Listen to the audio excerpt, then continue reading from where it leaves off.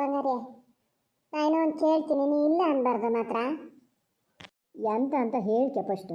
ಕಡೆಗೆ ನಾನೇನಾರು ಕೊಡ್ತೀನಿ ಅಂತ ಹೇಳಿದ್ರೆ ನೀ ಎಂಥದನ್ನೇ ಕೇಳಿದ್ರು ಕೊಡ್ಬೇಕಾಗ್ತದೆ. ಬಾಯಿ ಮುಚ್ಚಿಬಿಡ್ತೀಯ ನನ್ನ. ಸ್ವಲ್ಪ ಬುದ್ಧಿ ಅಂತ ತಿದ್ದೀಯ.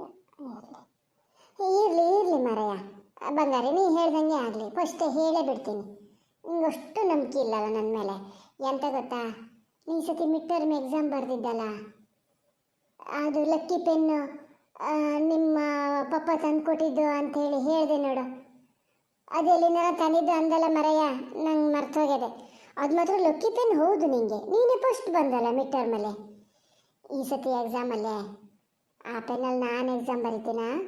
ಪ್ಲೀಸ್ ಕಣ ಬಂಗಾರೆ, ಎಕ್ಸಾಮ್ ಮುಗ್ದಕ್ಕೂ ಕೊಡ್ತೀನಿ, ನಂಗೇನು ಬೇಡಪ್ಪ ಆಮೇಲೆ. ಇಲ್ಲ ಇಲ್ಲ ಚಿನ್ನಾರಿ, ನಾನು ಅದನ್ನು ಯಾರಿಗೂ ಕೊಡಲ್ಲಪ್ಪ. ನಾನೆಷ್ಟು ಜೋಪಾನ ಮಾಡಿ ಇಟ್ಕೊಂಡಿನಿ ಗೊತ್ತಾ. ಪಪ್ಪ ಹೇಳ್ಯಾರೆ ಹಾಳು ಮಾಡ್ಕೋಬಾರ್ದಂತೆ ಅದನ್ನು. ಫ್ರೆಂಡಿಗಾಗಿ ಇಷ್ಟು ಮಾಡೋಕ್ಕಾಗಲ್ಲ ನಿಂಗೆ.